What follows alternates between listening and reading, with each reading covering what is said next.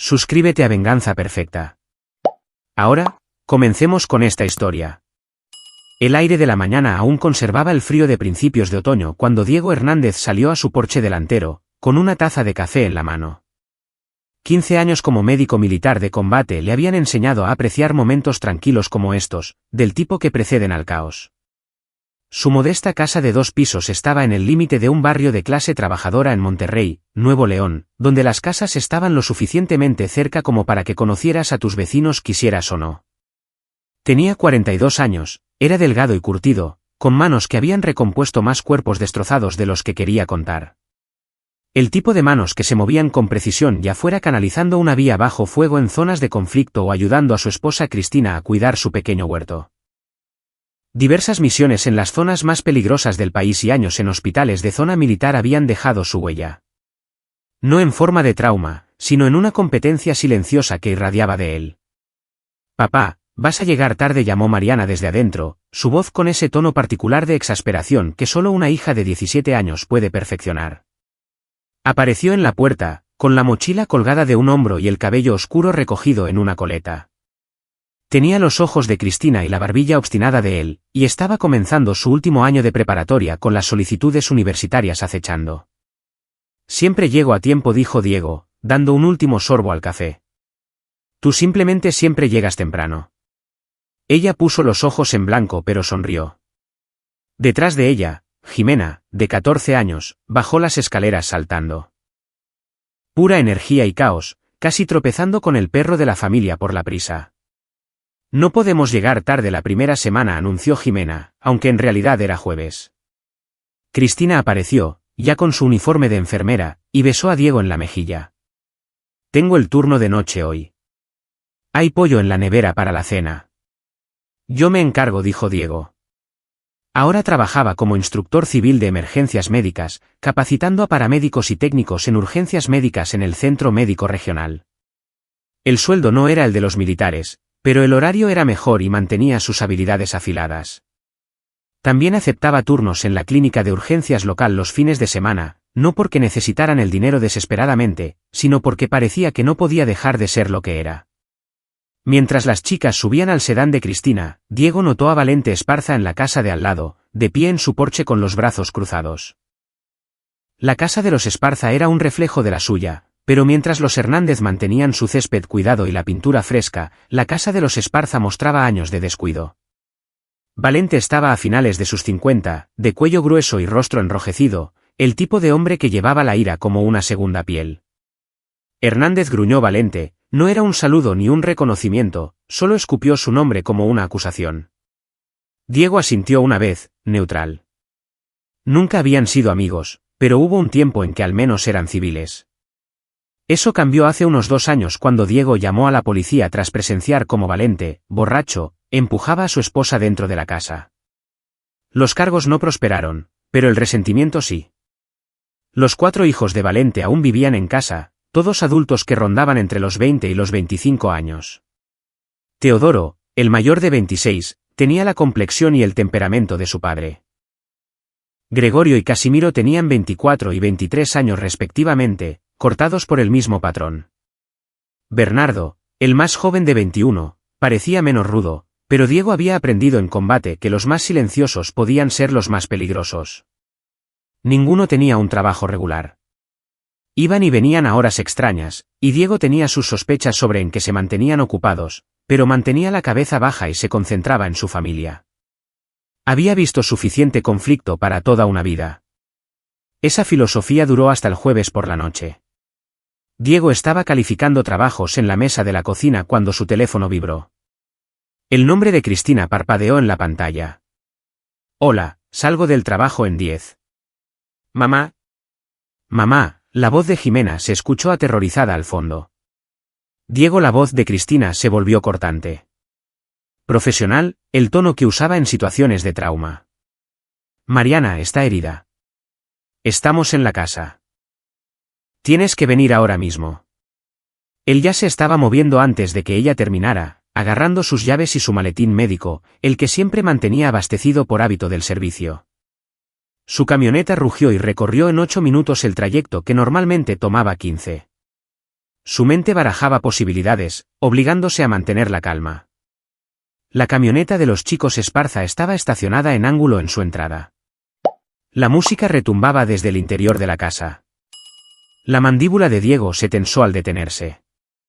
Adentro, encontró a Mariana en el sofá. Jimena estaba a su lado sosteniendo su mano.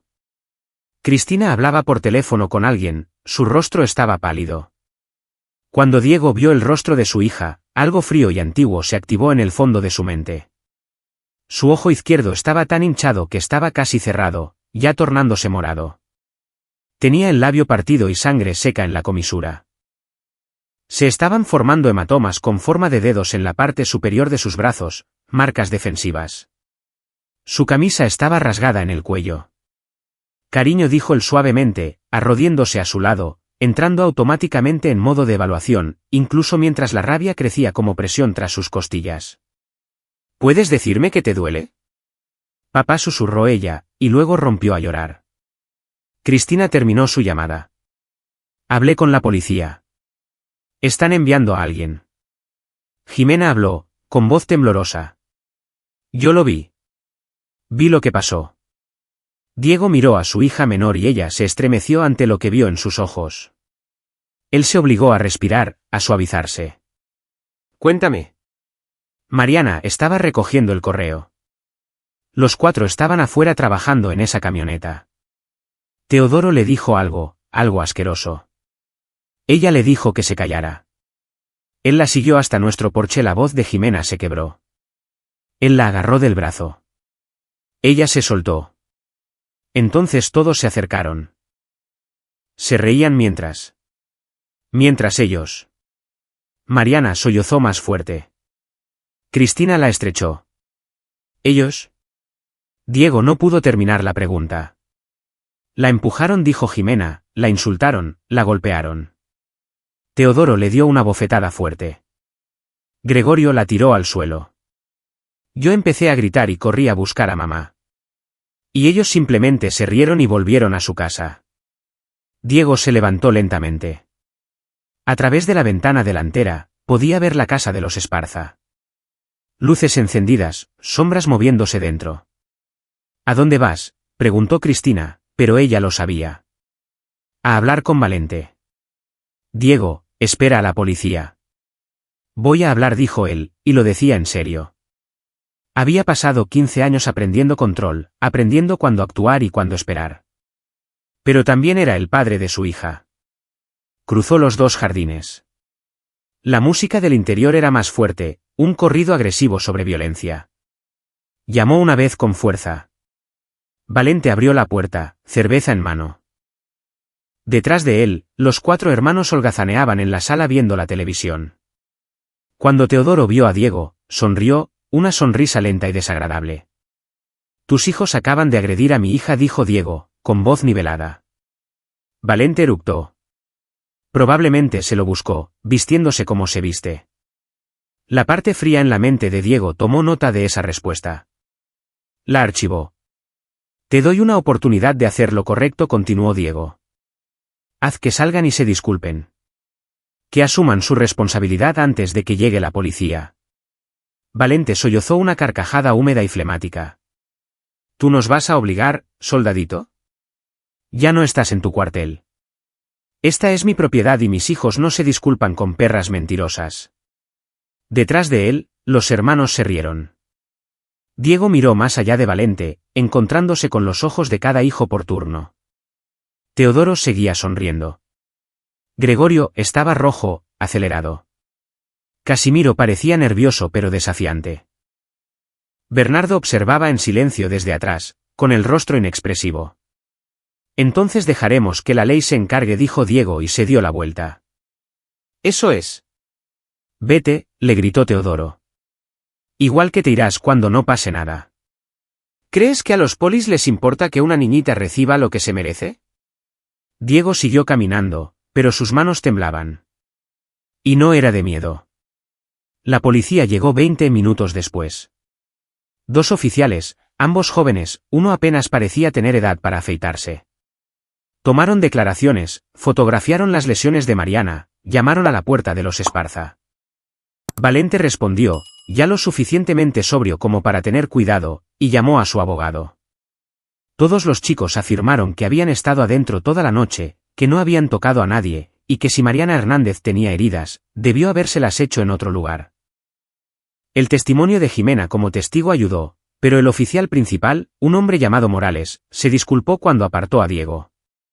Le creo a su hija, señor Hernández, pero son 4 contra un testigo, y su hija menor es familia. Un abogado decente destrozará esto. Alegarán parcialidad, dirán que ella está protegiendo a su hermana si no hay más pruebas. ¿Qué hay de los moretones, las lesiones? Son consistentes con una agresión, sí, pero dirán que se peleó en otro lugar. ¿Qué está mintiendo para meterlos en problemas? El rostro de Morales mostraba frustración. He tratado con la familia Esparza antes. Saben cómo manejar el sistema. Presentaré el informe, presentaré cargos, pero quiero que sea realista sobre cómo resultará esto.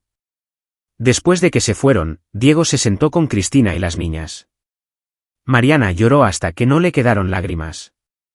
Jimena estaba furiosa, exigiendo justicia. Cristina las abrazaba a ambas, mirando a Diego por encima de sus cabezas. Saldremos de esta, dijo ella, pero sus ojos hacían una pregunta. Diego asintió, pero mientras subía a su estudio, la pequeña habitación donde guardaba sus libros y sus recuerdos, no estaba pensando en salir de esta. Estaba pensando en anatomía. Cuando se formó como médico militar, aprendieron 2 caminos paralelos. Uno era cómo salvar vidas, donde aplicar presión, cómo detener hemorragias, qué intervenciones podían ganar tiempo hasta la llegada de ayuda quirúrgica. El otro camino era más oscuro, aunque nunca lo llamaron así. Era entender que necesitaba el cuerpo para sobrevivir, lo que significaba entender sin que no podía sobrevivir. Puntos de presión, grupos de nervios, los ángulos precisos donde los huesos eran más vulnerables. En combate, ese conocimiento había salvado innumerables vidas. Había metido las manos en cuerpos destrozados y los había recompuesto por pura voluntad y habilidad. Nunca había usado ese conocimiento de la otra manera. Nunca lo había necesitado. Diego sacó sus viejos textos médicos, los que había conservado de su formación, además de los más nuevos que usaba para enseñar. Abrió su computadora portátil y comenzó a investigar, no solo anatomía, sino leyes, procedimientos penales, requisitos de evidencia. Leyó sobre casos de agresión, sobre cómo se desarrollaban en los tribunales, sobre las tasas de condena. Morales tenía razón. El caso era débil. Incluso si llegaba a juicio, un abogado decente lo trituraría. Los hermanos Esparza se irían riendo, y su hija tendría que verlos todos los días, viviendo al lado, sabiendo que se habían salido con la suya. Diego cerró los ojos y respiró. Nunca había sido un hombre impulsivo. El ejército le había quitado eso, reemplazándolo con pensamiento sistemático, planificación, preparación. La vacilación mataba, pero también la imprudencia. Pensó en sus hijas, en Cristina, en la vida que habían construido allí. Luego pensó en la sonrisa de Teodoro Esparza. Abrió los ojos y siguió leyendo. Durante los siguientes 3 días, Diego observó. Mantuvo su rutina normal, dio sus clases, llegó a casa, cenó con su familia. Mariana estaba viendo a un terapeuta ahora, y los moretones físicos se estaban desvaneciendo, pero había un cansancio en sus ojos que le rompía el corazón. Se sobresaltaba con los ruidos fuertes. No quería salir sola. La policía, en efecto, había acusado a los hermanos Esparza, pero pagaron la fianza en cuestión de horas. Siguieron con sus asuntos como si nada hubiera pasado. De hecho, parecían envalentonados. Cuando Diego estaba afuera, hacían comentarios lo suficientemente fuertes como para que se escucharan. Linda noche para dar un paseo, pero algunas personas deberían tener cuidado, gritó Teodoro una vez. Sí, nunca se sabe qué podría pasar, añadió Gregorio, riendo. Diego los ignoró, pero tomó nota de todo. Sus horarios, sus hábitos, sus vulnerabilidades. La propiedad de los Esparza tenía una barda de privacidad en la parte de atrás, alta y sólida. Su garaje estaba separado al final de la entrada. Valente trabajaba de noche en un almacén 3 veces por semana. A los chicos les gustaba beber en su patio trasero, con la música tan fuerte que los vecinos se habían quejado. Al cuarto día, apareció Julián Jiménez. Julián había servido con Diego en Fuerzas Especiales, un médico táctico que había pasado por entrenamiento avanzado en trauma. Habían mantenido el contacto a lo largo de los años, y Julián se había mudado a Monterrey hacía 6 meses, trabajando como consultor para una firma de seguridad privada. Pero su verdadero valor siempre había sido su mente. Julián era un pensador táctico, el tipo de hombre que podía mirar una situación y ver 17 soluciones diferentes, y luego elegir la que lograra el máximo efecto con la mínima exposición. También era la única persona a la que Diego había llamado después de esa primera noche.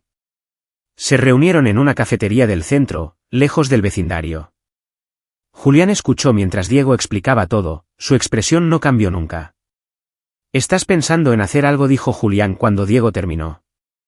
No era una pregunta. «Estoy pensando en asegurarme de que nunca vuelvan a hacer esto. A nadie. El sistema legal fallará. Tú lo sabes. Yo lo sé. Lo he visto fallar antes». Julián asintió lentamente. «Si me estás pidiendo ayuda, necesito saber qué tienes en mente». Diego sacó una libreta. Durante los últimos días, había estado haciendo planes, analizando escenarios. «Necesito que esto sea legalmente defendible o lo más cercano posible. Defensa propia, defensa de otros. Pero necesitan entender de verdad lo que hicieron. Estás hablando de lastimarlos. Estoy hablando de enseñarles. Usando las mismas lecciones de anatomía que usé para salvar vidas, pero a la inversa. Causar el máximo dolor con el mínimo daño permanente. Hacer que supliquen morir. Y luego dejarlos vivir con el recuerdo». Julián se quedó callado por un largo momento. «Eso es oscuro, hermano. Golpearon a mi hija». Lo sé. La mandíbula de Julián se tensó. «Yo también tengo una hija. Si fuera ella». Su voz se apagó. «¿Qué necesitas?» «Información, planificación y alguien que se asegure de que no cruce una línea de la que no pueda volver». Pasaron las siguientes 2 horas repasando los detalles. La firma de Julián tenía acceso a recursos, equipos de vigilancia, bases de datos, contactos legales. Podía ayudar a Diego a reunir información y prepararse. Pero ambos sabían que esta era la operación de Diego. «Hay otro factor», dijo Julián mientras se preparaban para irse. «Valente Esparza. No se va a quedar de brazos cruzados si lastimas a sus hijos». «Lo sé. Por eso tiene que ser perfecto. Tiene que ser legal, o al menos legalmente defendible. Y tiene que enviar un mensaje lo suficientemente claro como para que no se atreva a tomar represalias». Julián sonrió, pero la sonrisa no llegó a sus ojos. «Has cambiado desde el servicio». «No», dijo Diego, «solo me han dado una razón para usar lo que aprendí». Esa noche, Diego cenó con su familia. Mariana intentaba volver a la normalidad, pero apenas comió. Jimena estaba apagada. Cristina no dejaba de mirarlo, intentando leer su rostro. Después de que las chicas subieron, Cristina le tomó la mano. «¿Qué estás planeando?», preguntó ella. «¿Planeando?». «Diego, llevo casada contigo 19 años. Sé cuando estás en modo misión. He visto esa mirada antes. Estás construyendo algo en tu cabeza. Podría haber mentido. Debería haber mentido para protegerla». Pero Cristina había sido enfermera militar cuando se conocieron. Había visto el combate, entendía el sacrificio y la necesidad de formas que los civiles nunca entenderían. «El caso se va a desmoronar», dijo él. «Morales me llamó hoy. El abogado de la familia Esparza ya está buscando vacíos legales. Se habla de un acuerdo para cargos menores, tal vez libertad condicional». El rostro de Cristina se endureció. «¿Por lo que le hicieron a Mariana?». «El testimonio de Jimena no es suficiente. Alegan parcialidad, lealtad familiar. ¿Y a Mariana?». Respiró hondo. «El abogado la va a pintar como una adolescente con problemas que se peleó con un novio o con compañeros de clase. La van a arrastrar por el lodo. Entonces, ¿qué vas a hacer?». Miró a su esposa, esta mujer que lo había mantenido íntegro, que había criado a sus hijas mientras él estaba desplegado, que nunca le había pedido ser otra cosa que lo que era. Voy a asegurarme de que entiendan lo que sucede cuando lastiman a mi familia, dijo él. Pero necesito que confíes en mí, y necesito que tú y las niñas estén en otro lugar cuando suceda. Ella estudió su rostro durante mucho tiempo. Luego asintió. Mi hermana en Guadalajara. Planeaba llevar a las niñas allí para un fin de semana largo de todos modos. Que Mariana se aleje de aquí un poco. Iremos este viernes. Es perfecto, Diego. Ella le apretó la mano con más fuerza. Dije en serio lo que dije en nuestra boda. En las buenas y en las malas. Pero tienes que volver de lo que sea que esto sea. Nuestras hijas necesitan a su padre. Lo haré, prometió él. Esto no es venganza. Es protección. Se trata de asegurarme de que nunca vuelvan a lastimar a nadie. Después de que ella se fue a la cama, Diego se quedó despierto hasta tarde, refinando su plan. Julián le había proporcionado fotos de vigilancia, confirmando los patrones de los chicos Esparza. Los jueves por la noche, cuando Valente trabajaba, los 4 hermanos solían estar en casa, bebiendo en el garaje o en el patio trasero. El vecindario era tranquilo, las casas estaban separadas. La propiedad de los Esparza tenía esa barda alta de privacidad, un buen aislamiento acústico. Diego conocía la anatomía. Sabía precisamente dónde golpear para causar el máximo dolor con el mínimo daño permanente. El cuerpo tenía cientos de receptores de dolor, grupos de nervios que podían ser estimulados para crear agonía sin dejar marcas significativas. El truco era combinar ese conocimiento con la apariencia de una legítima defensa. Necesitaba que ellos vinieran a él, que lo amenazaran a él o a su propiedad de una manera que justificara su respuesta. Y necesitaba hacerlo de una manera que los aterrara tan completamente que ni ellos ni su padre consideraran jamás tomar represalias. A las 3 de la mañana, tenía su plan. El viernes por la mañana, Diego llevó a Cristina y a las niñas al aeropuerto. Mariana lo abrazó fuerte en la fila de seguridad. Te quiero, papá, susurró ella. Yo también te quiero, cielo. Todo va a estar bien. Las vio desaparecer en la terminal y luego condujo de regreso a la casa vacía. Julián lo esperaba en la cocina. ¿Estás seguro de esto?, preguntó Julián. Nunca he estado más seguro de nada. Entonces, preparemos el escenario. Trabajaron durante todo el día. Julián instaló pequeñas cámaras alrededor de la propiedad de Diego, ocultas pero posicionadas para capturarlo todo.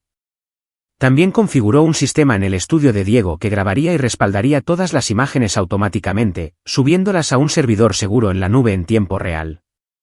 Si algo sale mal, explicó Julián, tendrás pruebas. Y si sale bien, tendrás pruebas de lo que hicieron para provocarte. Nada va a salir mal, dijo Diego. Pero estaba agradecido por el respaldo. Esa noche, al ponerse el sol, Diego se preparó. Se puso ropa vieja, oscura y común. Preparó su estudio como un hospital de campaña. Su maletín médico abierto, los suministros dispuestos con precisión militar. Tijeras de trauma, forceps, hemostáticos, torniquetes y vendajes de presión. Jeringas llenas de varios analgésicos y sedantes, aunque no planeaba usarlos a menos que fuera absolutamente necesario. Luego añadió las otras herramientas, una porra plegable de grado militar, bridas de plástico y su conocimiento, el arma más peligrosa de todas. A las 9, puntualmente, escuchó a los hermanos Esparza en su patio trasero. La música comenzó, voces fuertes y agresivas. Podía oler la cerveza desde la ventana de su cocina. Julián llamó. Están bebiendo. La camioneta de Valente acaba de irse. Va hacia el trabajo. ¿Estás listo? ¿Listo? Recuerda, necesitas que ellos vengan a ti. Hazlo defendible. Lo sé. Diego colgó y salió a su patio trasero. La propiedad de los Esparza era claramente visible sobre la barda. Encendió la luz de su porche trasero y se movió, asegurándose de que pudieran verlo. No tardó mucho. Hernández, la voz de Teodoro, arrastrada y agresiva. Me enteré de que tu mujer te dejó. Supongo que ella también se cansó de tu mierda. Diego lo ignoró, siguiendo con sus asuntos, revisando su parrilla como si planeara cocinar algo. Te estoy hablando, gritó Teodoro. ¿Eres demasiado bueno para responder? Déjame en paz, Teodoro, respondió Diego, su tono deliberadamente suave. No quiero problemas. ¿Problemas? Nosotros no somos el problema. Tu hija mentirosa es el problema. Más risas de los otros. Diego entró en la casa, con el corazón estable y la respiración controlada. Había aprendido paciencia en el ejército. Cómo esperar el momento adecuado. 20 minutos después, los escuchó en su jardín delantero. Observó desde una ventana oscura. Los 4 hermanos, borrachos y envalentonados, estaban de pie junto a su camioneta. Teodoro tenía un bate de béisbol. Es hora. Diego activó la grabadora de vídeo de su teléfono y salió. Fuera de mi propiedad, dijo alto y claro. ¿O qué? Teodoro avanzó con el bate en alto. ¿Vas a llamar a los polis? No hicieron una mierda antes. No harán una mierda ahora. Te lo advierto. Vete ahora y lo dejaremos así. Esto apenas comienza. Teodoro golpeó con el bate el parabrisas de la camioneta de Diego. El cristal se hizo añicos con un estruendo que resonó en el vecindario tranquilo. Esa era la provocación que necesitaba. Clara, grabada, innegable. Diego avanzó, con las manos visibles. Detente. Estás destruyendo mi propiedad. Gregorio lo agarró por el costado. Vamos a terminar lo que empezamos con tu hija, viejo. Y esa fue la amenaza. Lo que sucedió a continuación tomó 4 minutos y 37 segundos. Aunque más tarde, Diego apenas recordaría la secuencia. Su cuerpo entró en modo de combate. Cada movimiento entrenado y preciso. Gregorio intentó alcanzarlo y Diego atrapó su brazo, su pulgar encontrando el nervio radial en la muñeca. Presionó con fuerza y Gregorio gritó, todo su brazo se sintió electrificado por la agonía. Diego le barrió la pierna, dejándolo caer de cara contra la entrada. Luego su rodilla encontró un punto blando detrás de la rodilla de Gregorio, la fosa poplitea. Otro grupo de nervios. Otro grito. Casimiro cargó después. Diego dio un paso lateral y hundió su codo en el plexo solar de Casimiro. No lo suficientemente fuerte como para causar un daño real, pero sí lo suficiente como para vaciar sus pulmones y dejarlo jadeando en el suelo. Entonces sus dedos encontraron el punto de presión debajo de la oreja de Casimiro, el proceso mastoideo, y presionó. Los ojos de Casimiro se pusieron en blanco. Bernardo se lanzó hacia él con un cuchillo. El entrenamiento de Diego se activó. Desarmar. Controlar. Neutralizar. Atrapó la muñeca de Bernardo, la giró y escuchó el crack de un pulgar dislocado. El cuchillo cayó al suelo. Entonces la mano de Diego encontró el grupo de nervios en la axila de Bernardo, apretó, y Bernardo se desplomó, con todo su brazo inútil. Teodoro con el bate fue el último, y él era el que Diego había estado esperando. El cabecilla, el que había herido a Mariana. Teodoro balanceó el bate. Diego se movió hacia el interior del arco, dejando que pasara sin daño, y su puño se hundió en las costillas flotantes de Teodoro, preciso, controlado, lo suficiente para fisurar, pero no romper. Teodoro se dobló. Diego lo atrapó mientras caía, lo bajó al suelo y entonces comenzó su lección. ¿Quieres saber qué aprendí?, dijo Diego suavemente, con voz fría y clínica. Déjame mostrarte. Sus dedos encontraron los nervios intercostales entre las costillas de Teodoro, los presionó y los manipuló. El grito de Teodoro fue primario, animal. Diego pasó al siguiente grupo, metódico. Un cirujano trabajando a la inversa, el nervio supraorbitario sobre el ojo, el infraorbitario debajo, el nervio mentoniano en la barbilla. Cada toque preciso, cada punto de presión calculado para el máximo dolor y el mínimo daño. Por favor, sollozó Teodoro. Por favor, para. Tú paraste cuando mi hija te lo pidió, la voz de Diego era conversacional, casi amable. Se movió hacia las manos de Teodoro, encontrando los espacios entre los metacarpianos, los haces de nervios que controlaban la sensación. Más presión, más dolor. A su alrededor, los otros 3 intentaban alejarse a rastras, pero sus cuerpos no respondían. Diego había sido cuidadoso. El dolor nervioso era temporal, se desvanecería, pero el recuerdo duraría para siempre. Trabajó durante 3 minutos más, asegurándose de que cada hermano entendiera, asegurándose de que nunca lo olvidaran. En un momento, Gregorio comenzó a suplicar que lo mataran. El dolor era tan intenso que no podía pensar más allá de él. No, dijo Diego. Vas a vivir. Vas a recordar esto, y nunca volverás a tocar a otra persona con ira de nuevo. Cuando finalmente se detuvo, los 4 hermanos Esparza estaban conscientes, pero destrozados. Lágrimas y mocos corrían por sus rostros. Ninguno podía ponerse de pie. Diego sacó su teléfono y llamó al 911. Soy Diego Hernández, en el 4247 de calle Fresno. 4 hombres acaban de atacarme en mi propiedad con un arma. Están heridos y necesitan atención médica. Luego llamó a Julián. Está hecho. Las cámaras captaron todo. Cada segundo está cristalino. Entraron en tu propiedad, destruyeron tu camioneta, te amenazaron. Uno tenía un cuchillo.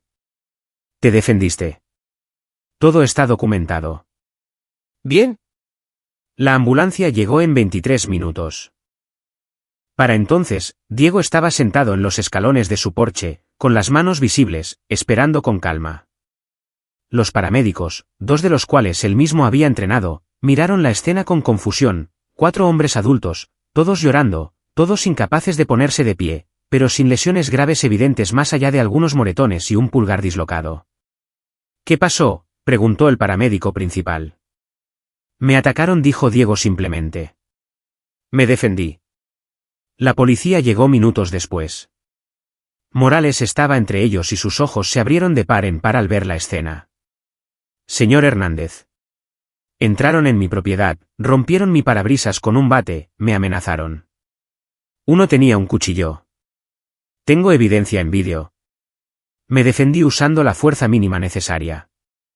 Todos están conscientes y respiran. No hay lesiones graves, aunque recomendaría que sean evaluados por trauma en tejidos blandos y shock del sistema nervioso. Morales miró a los 4 hermanos Esparza, que aún gemían en el suelo. Luego a Diego, que no tenía ni un rasguño. ¿Usted hizo esto? ¿A los 4? Fui médico militar durante 15 años, oficial. Sé cómo cuidarme. Tomó 3 horas aclarar todo. La evidencia en vídeo era irrefutable. Imágenes claras de los Esparza entrando en la propiedad de Diego, Teodoro destruyendo el parabrisas, Gregorio y los otros haciendo amenazas explícitas, Bernardo sacando un cuchillo. La respuesta de Diego, aunque brutal, estaba técnicamente dentro de los límites de la legítima defensa. Había usado su entrenamiento para neutralizar las amenazas sin causar daños permanentes. A medianoche, los 4 hermanos Esparza estaban en el hospital bajo observación y bajo arresto. Diego fue puesto en libertad sin cargos tras dar su declaración. Julián se reunió con él en la casa. «Estás limpio», confirmó Julián. Caso claro de defensa propia. Si acaso, probablemente te elogien por tu moderación. Podrías haberlos matado, pero no lo hiciste. Diego asintió. Pero no estaba pensando en eso. Estaba pensando en Mariana, en el miedo en sus ojos, y en cómo esos 4 nunca volverían a poner ese miedo en los ojos de nadie más. Hay una cosa más, dijo Julián en voz baja. Valente Esparza no se va a tomar esto bien cuando se entere de lo que les pasó a sus hijos.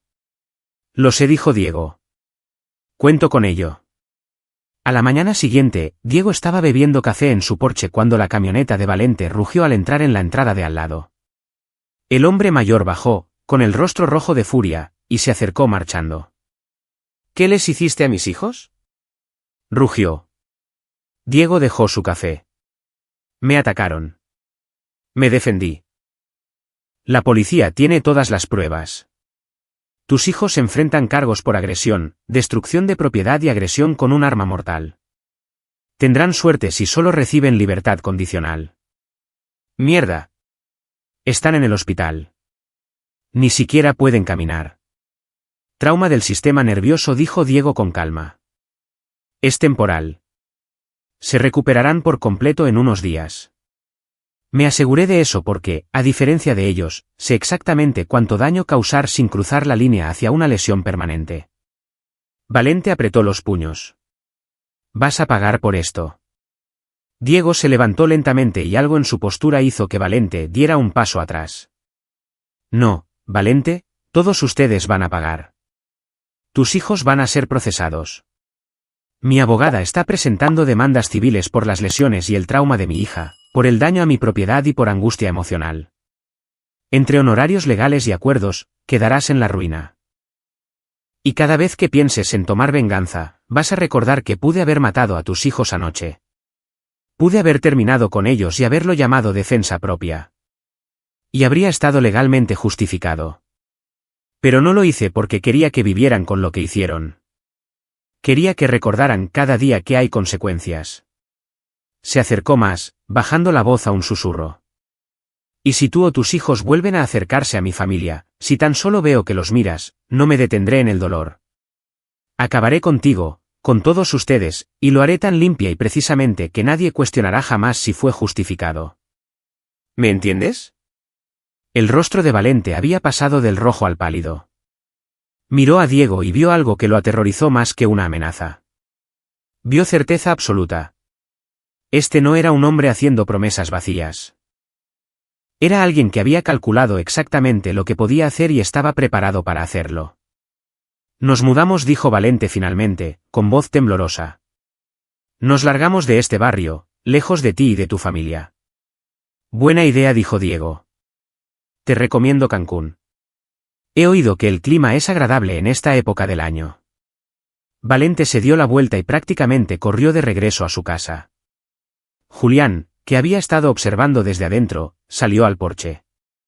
¿Crees que se irá de verdad? Lo hará. Hombres como Valente son matones, y los matones solo entienden una cosa, una fuerza mayor. Ahora sabe que estoy dispuesto y soy capaz de destruir a sus hijos, y no puede protegerlos de mí. ¿Huirá? ¿Y los cargos criminales contra sus hijos? Se declararán culpables, probablemente reciban libertad condicional, tal vez algo de cárcel si el fiscal presiona. De cualquier manera, ahora están marcados. Se lo pensarán 2 veces antes de lastimar a alguien más. Hiciste bien, hermano. Diego sacudió la cabeza. Hice lo que tenía que hacer. Hay una diferencia. Cristina y las niñas regresaron a casa esa noche. Mariana vio primero el parabrisas roto, luego notó los nudillos raspados de Diego. Papá, ¿qué pasó?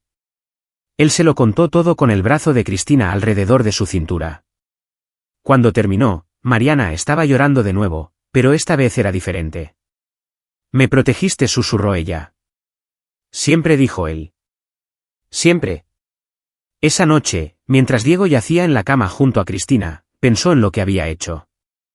Había usado su entrenamiento, su conocimiento del cuerpo humano para causar dolor. Había cruzado líneas que la mayoría de la gente ni siquiera se atreve a mirar. Y lo volvería a hacer en un segundo si su familia volviera a ser amenazada. ¿Sin arrepentimientos?, preguntó Cristina en la oscuridad. Ninguno, dijo él. Pero espero no tener que volver a hacer algo así jamás. Yo también. Se quedaron dormidos tomados de la mano, mientras al lado, el cartel de Se vende se colocaba en la propiedad de los Esparza 3 días después. Las semanas siguientes se sintieron como un déjà vu a la inversa. El vecindario volvía lentamente a la normalidad, aunque todo había cambiado fundamentalmente. Diego siguió dando sus clases, pero se había corrido la voz de lo sucedido. Algunos de sus estudiantes lo miraban de forma diferente ahora, con más respeto o tal vez con más recelo. Él estaba bien con cualquiera de las dos cosas. Los hermanos Esparza recibieron el alta del hospital tras 4 días.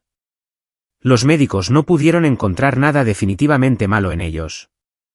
Ni huesos rotos, ni órganos dañados, solo un dolor nervioso persistente que se desvaneció gradualmente. Pero el impacto psicológico era evidente. Cuando caminaron hacia la camioneta de su padre, se movían como perros apaleados, con la cabeza baja y los hombros encogidos. Diego observaba desde la ventana de su aula en el centro médico, habiéndose tomado un día personal para observar desde la distancia. Julián le había avisado de la hora de salida. Deberías haberlos visto en el hospital, dijo Julián por teléfono. Las enfermeras dicen que apenas hablaban, que se asustaban con cualquier movimiento repentino. Tu trabajo dejó huella. Ese era el punto, respondió Diego. El caso penal avanzó rápidamente. Con la evidencia en vídeo tan contundente, el abogado de los hermanos Esparza recomendó un acuerdo de culpabilidad. Cada uno se declararía culpable de agresión y destrucción de propiedad, recibiría 2 años de libertad condicional, servicio comunitario y clases obligatorias de manejo de la ira. No era tanto como Diego quería, pero era algo. Más importante aún, ahora estaba en sus expedientes. Cualquier violación futura conllevaría penas agravadas. La demanda civil era donde Diego planeaba lastimarlos de verdad. Su abogada, una mujer astuta llamada Diana Castelar, especialista en casos de lesiones personales, estaba construyendo un caso para daños sustanciales. Las facturas médicas, los costos de la terapia, el trauma emocional, explicó Diana durante su consulta, además del daño a la propiedad y daños punitivos por su comportamiento. Estamos hablando de potencialmente $4,000,000 de pesos o más. Y dada su situación financiera, los llevará a la quiebra. Bien, dijo Cristina al lado de Diego. Se había vuelto más feroz desde el ataque. Más protectora. Necesitan entender que hay consecuencias más allá de un tirón de orejas. La declaración jurada estaba programada para dentro de 3 semanas. Mientras tanto, la vida continuaba. Mariana comenzó a ver a su terapeuta 2 veces por semana. Los moretones físicos habían desaparecido por completo, pero los psicológicos eran más profundos. A veces tenía pesadillas, despertando jadeando. Tenía miedo de estar sola afuera, pero lentamente, con ayuda profesional y apoyo familiar, se estaba curando. Una noche, bajó las escaleras mientras Diego revisaba expedientes para sus clases. «Papá, ¿podemos hablar?» Él cerró la carpeta inmediatamente. «Siempre». Ella se sentó frente a él, jugueteando con sus manos. «He estado pensando en lo que hiciste. En cómo los lastimaste». El corazón de Diego se hundió. Sabía que esta conversación llegaría. La había temido. «Mariana, yo». «No, déjame terminar». Ella respiró hondo.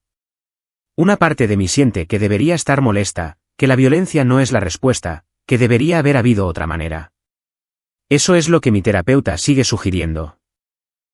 Ya sabes, encontrar formas saludables de procesar el trauma. Tu terapeuta tiene razón. Pero la otra parte de mí», continuó Mariana, fortaleciendo su voz, «se alegra, se siente aliviada. Porque cuando duermo ahora, cuando tengo pesadillas, recuerdo que ellos también tienen miedo. Que aprendieron lo que pasa cuando lastimas a alguien. Y eso me hace sentir más segura». ¿Eso me convierte en una mala persona? Diego estiró la mano y tomó la de ella. No, cielo. Te hace humana. Nos enseñan que la violencia siempre está mal, que siempre hay un camino mejor. Pero a veces, el mundo no funciona así. A veces las personas malas solo entienden un idioma. ¿Lo que hice? No estoy orgulloso de la violencia en sí, pero estoy orgulloso de haberte protegido, de haberme asegurado de que nunca vuelvan a lastimarte a ti ni a nadie más. Mamá dijo que estabas en modo combate, que hiciste lo que te entrenaron para hacer. Lo hice, pero aquí está el detalle, Mariana. Usé mi entrenamiento para causar dolor, sí, pero también fui cuidadoso. Preciso. No causé daños permanentes porque no quería convertirme en alguien como ellos. Quería enseñarles, no destruirlos. Hay una diferencia. Ella reflexionó sobre eso. El oficial Morales pasó por la escuela ayer. Quería ver cómo estaba. Dijo que lo que hiciste estaba legalmente justificado, pero que también fue el uso de la fuerza más controlado que había visto jamás. Dijo que la mayoría de la gente en tu situación simplemente los habría matado. No se equivoca. Pero tú no lo hiciste. Aunque pudiste, aunque se lo merecían. Ella lo miró con los ojos de Cristina. Eso es lo que te hace diferente de ellos, ¿verdad? Tenías el poder de hacer más daño, pero elegiste no hacerlo. Ellos no me dieron esa opción. Diego sintió que algo se aflojaba en su pecho. Una tensión que no se había dado cuenta que llevaba. Eres sabia para tu edad, ¿lo sabías? Lo saqué de mi papá. Sonrió levemente. Todavía estoy procesando todo. El terapeuta dice que tomará tiempo, pero quería que supieras que no te culpo por lo que hiciste. Te estoy agradecida. Después de que ella subió, Cristina emergió de la cocina donde había estado escuchando. Va a estar bien, dijo Cristina. Es más fuerte que nosotros dos. Eso también lo sacó de su madre. 2 semanas antes de la declaración programada, Diego recibió una llamada de un número desconocido. Casi no responde, pero algo le impulsó a contestar. Señor Hernández. La voz de un hombre joven, vacilante. Habla él. Soy Bernardo Esparza. Diego apretó el teléfono. Si esto es algún tipo de amenaza. No, nada de eso. Yo quería disculparme por lo que le hicimos a su hija. Por todo. Diego se sentó lentamente. Continuó. Lo que nos hizo. Lo que me hizo. No he podido dejar de pensar en ello. El dolor fue más allá de lo que imaginaba. Pero fue más que eso. Pudo habernos matado. Tenía todo el derecho. Pero no lo hizo. Nos dejó vivir con lo que habíamos hecho. La voz de Bernardo se quebró ligeramente. Y ahora me doy cuenta de que nos lo merecíamos. Lo que le hicimos a Mariana fue una maldad. Estábamos borrachos y fuimos estúpidos, y pensamos que éramos intocables porque nos habíamos salido con la nuestra antes. Pero usted nos mostró que no lo éramos. Nos mostró que hay consecuencias. Diego esperó, sin decir nada. Sé que esto no cambia nada, continuó Bernardo. Sé que seguiremos siendo procesados, que tendremos que pagar por lo que hicimos, pero quería que supiera que al menos uno de nosotros lo entiende. Al menos uno de nosotros lo siente. ¿De verdad? ¿Tus hermanos lo sienten? Una pausa. Gregorio sí. Está hecho un desastre desde que pasó. No deja de tener ataques de pánico. Casimiro. Casimiro está enojado, pero también tiene miedo. No admitirá que lo siente, pero sabe que estuvo mal. Teodoro. Otra pausa. Teodoro sigue furioso. Piensa que usted fue demasiado lejos, que usted también debería ser procesado. Él aún no lo entiende, pero lo hará eventualmente. ¿Y tu padre? Mi papá está avergonzado. No lo dirá, pero me doy cuenta. Se ha dado cuenta de que nos crió para ser como él, enojados, arrogantes, violentos. Y ahora está viendo lo que eso creó. Nos mudamos a Cancún en 2 semanas. Para alejarnos de aquí. Para empezar de nuevo. Bien. Señor Hernández, sé que no tiene ninguna razón para creerme, pero voy a cambiar. Voy a ser mejor. Lo que usted hizo fue una llamada de atención, al menos para mí. Entonces no la desperdicies, dijo Diego. Usa esto como un punto de inflexión. Busca ayuda. Haz terapia. Enmienda tus errores. Y nunca pongas una mano sobre otra persona con ira. No lo haré. Lo juro. Después de que Bernardo colgó, Diego se quedó en silencio durante mucho tiempo. Había esperado ira de los Esparza, tal vez incluso represalias. No esperaba remordimiento. Julián pasó esa noche, trayendo tacos al pastor. Me enteré por mis contactos en el departamento de policía, dijo Julián mientras comían. La familia Esparza se va definitivamente. Casa vendida a un comprador en efectivo. El cierre es en 3 semanas. Tienen prisa por irse. Bernardo Esparza me llamó y dijo Diego. Los palillos de Julián se detuvieron en el aire. ¿Qué dijo? Diego relató la conversación. Julián escuchó con expresión pensativa. ¿Crees que fue genuino?, preguntó Julián. Lo creo, de hecho. El terror puede ser un maestro poderoso. Para algunas personas, es lo único que logra atravesar sus barreras. ¿Y los otros? Teodoro sigue desafiante según Bernardo, pero también está aterrorizado. No se arriesgará a acercarse a mi familia de nuevo. Los otros, Gregorio y Casimiro, están en un punto intermedio. Asustados y tal vez empezando a entender. Es suficiente. La declaración jurada sigue en pie. Por supuesto. El remordimiento no borra las consecuencias. Aún tienen que pagar, literalmente. Pero al menos uno de ellos aprendió algo. La declaración se llevó a cabo en el despacho legal de Diana Castelar, un edificio elegante en el centro. Los hermanos Esparza llegaron con su abogado, un hombre de aspecto cansado llamado Silvestre Robles, que parecía preferir estar en cualquier otro lugar. Diego se sentó frente a ellos en la sala de conferencias. Cristina a su lado, Diana a la cabecera de la mesa. La estenógrafa del tribunal preparó su equipo mientras todos se acomodaban. Teodoro aún tenía esa mirada desafiante, pero sus manos temblaban ligeramente cuando pensaba que nadie miraba. Gregorio no miraba a nadie a los ojos. Casimiro se movía constantemente. Bernardo miró a Diego una vez, brevemente, y Diego vio remordimiento genuino allí. La declaración duró 4 horas. Diana fue minuciosa, metódica, extrayendo cada detalle de lo sucedido. El vídeo se reprodujo varias veces. Se presentaron fotografías de las lesiones de Mariana. La declaración escrita de Jimena se incluyó en el registro. Al final, incluso Teodoro parecía derrotado. La evidencia era abrumadora. Su abogado les susurró durante un descanso, y cuando regresaron, Robles se dirigió a Diana.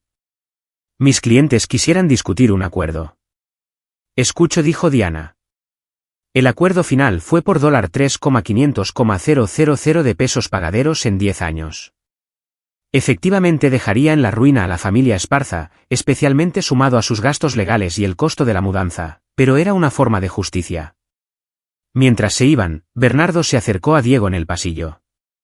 Gracias, dijo Bernardo en voz baja. ¿Por qué? Por no matarnos. Por darnos la oportunidad de ser mejores. Diego lo estudió. No me des las gracias a mí. Dale las gracias a Mariana si alguna vez tienes el valor. Ella es la que tiene que vivir con lo que hicieron. Bernardo asintió, con lágrimas en los ojos, y se alejó. Esa noche, Diego le contó a Mariana sobre el acuerdo y la disculpa de Bernardo. Ella escuchó en silencio, procesando. ¿Crees que de verdad lo siente?, preguntó ella. Lo creo. Pero eso no significa que yo lo perdone. El perdón no me corresponde a mí. Te corresponde a ti. No sé si puedo perdonarlo a él o a cualquiera de ellos. Todavía no. Tal vez nunca. Está bien. No tienes que hacerlo. El perdón es para ti, no para ellos. Si te ayuda a sanar, hazlo. Si no, no lo hagas. De cualquier manera, ya están fuera de nuestras vidas. 3 semanas después, la familia Esparza se había ido. Una pareja joven con un bebé se mudó a la casa. Amables y normales. Se presentaron a los Hernández, trajeron pan dulce y se mostraron adecuadamente solidarios cuando se enteraron de lo que había pasado con los dueños anteriores. Nos alegra tener buenos vecinos, dijo el marido. La vida volvió lentamente a la normalidad. Las pesadillas de Mariana se volvieron menos frecuentes. Empezó a salir sola de nuevo, aunque siempre estaba alerta, siempre consciente. Su terapeuta dijo que eso era natural, que tal vez siempre llevaría algo de cautela, pero que estaba sanando. Jimena se volcó en los estudios, canalizando su rabia y miedo en notas excelentes y activismo. Comenzó un grupo de apoyo entre pares en su escuela para estudiantes que habían experimentado violencia. Diego estaba orgulloso de cómo sus 2 hijas habían respondido al trauma creciendo con más fuerza, sin romperse. Cristina regresó a sus turnos normales y Diego continuó enseñando. A veces, en sus clases sobre manejo de trauma, se sorprendía pensando en esa noche, en la precisión de sus acciones, en el desapego clínico que había sentido. A veces le inquietaba la facilidad con la que había entrado en ese modo, pero también lo tranquilizaba. Había hecho lo que era necesario, ni más ni menos. Julián pasó un sábado por la mañana, 6 semanas después de que todo se hubiera calmado. Tengo algo para ti, dijo Julián, entregándole a Diego una carpeta. ¿Qué es esto? Antecedentes de los hermanos Esparza. Pensé que querrías saberlo. Diego la abrió. Adentro había informes detallados de los 4. Teodoro tenía un historial de violencia, múltiples cargos de agresión que habían sido retirados o reducidos. Gregorio había sido acusado de violencia doméstica por una exnovia, pero ella se retractó. Casimiro había sido despedido de 3 trabajos por comportamiento agresivo. Bernardo era el único con un historial relativamente limpio, aunque había sido arrestado una vez por faltas administrativas. Estaban escalando, explicó Julián. Lo que le hicieron a Mariana no fue un incidente aislado. Era parte de un patrón. Si no los hubieras detenido, habrían lastimado a alguien más. Probablemente peor. Diego cerró la carpeta. Así que no solo protegía a mi hija. Protegía a su próxima víctima. Exactamente. Hiciste lo correcto, hermano. Nunca dudes de eso. Después de que Julián se fue, Diego quemó la carpeta en el asador de su patio trasero. No necesitaba conservar esa información. Era suficiente saber que sus acciones habían estado justificadas, que había evitado violencia futura. Esa noche, toda la familia cenó junta. Mariana había hecho lasaña. Jimena puso la mesa y Cristina sirvió vino para los adultos y refresco para las chicas. Por la familia, dijo Cristina, levantando su copa. Por la seguridad, añadió Jimena. Por la justicia, dijo Mariana en voz baja. Por seguir adelante, concluyó Diego. Brindaron y cenaron. Y por primera vez en semanas, hubo risas genuinas en la mesa. El trauma no había desaparecido. Nunca lo haría. No por completo. Pero estaban aprendiendo a vivir con él, a integrarlo en su historia en lugar de dejar que los definiera. Más tarde, mientras Diego arropaba a Jimena en la cama, ella todavía dejaba que lo hiciera a veces, incluso a los 14 años, ella le hizo una pregunta. Papá, si alguien me lastimara como lastimaron a Mariana, ¿harías lo mismo? Sí, dijo él sin dudar. Aunque fuera aterrador, aunque fuera violento. Especialmente por eso. Jimena, espero que nunca tengas que tomar decisiones como las que yo tomé. Espero que vivas en un mundo donde la gente sea amable y la justicia sea rápida y justa. Pero si ese mundo te falla, si alguien intenta lastimarte. Sí, te protegeré con todo lo que soy, cada vez, sin importar qué. Ella lo abrazó fuerte. Te quiero, papá. Yo también te quiero, cielo. Que duermas bien. Pasaron los meses, las estaciones cambiaron, llegó el invierno cubriendo Monterrey de un frío seco. Los nuevos vecinos se hicieron amigos. Los Hernández organizaron una posada, su primera reunión social desde el ataque. Mariana fue aceptada en 3 universidades, eligiendo finalmente una en la Ciudad de México, lo suficientemente lejos para sentirse independiente, lo suficientemente cerca para volver a casa los fines de semana. Se especializaría en psicología, con la esperanza de ayudar a otros sobrevivientes de trauma.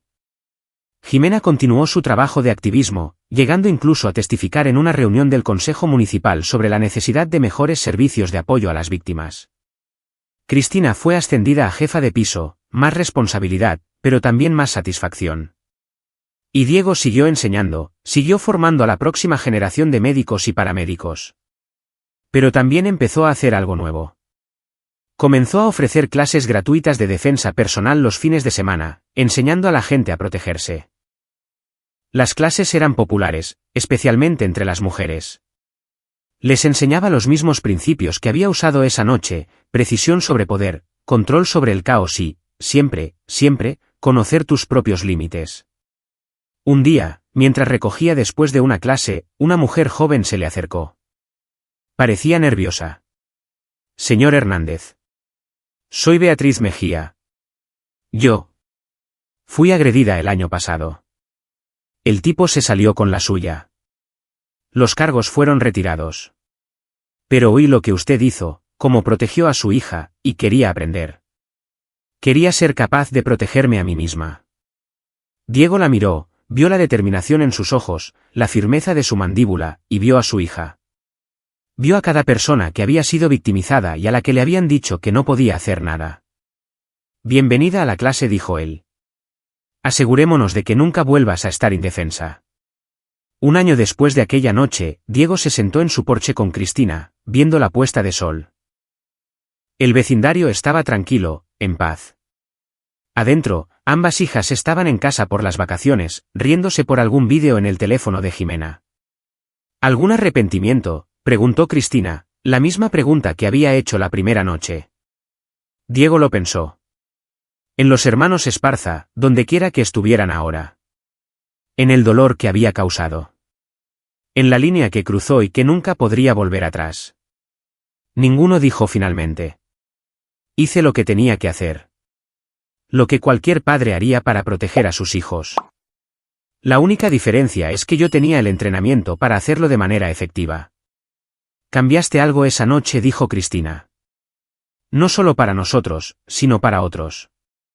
Todas esas personas a las que enseñas ahora. Les estás dando el mismo poder que usaste. El poder de protegerse a sí mismos.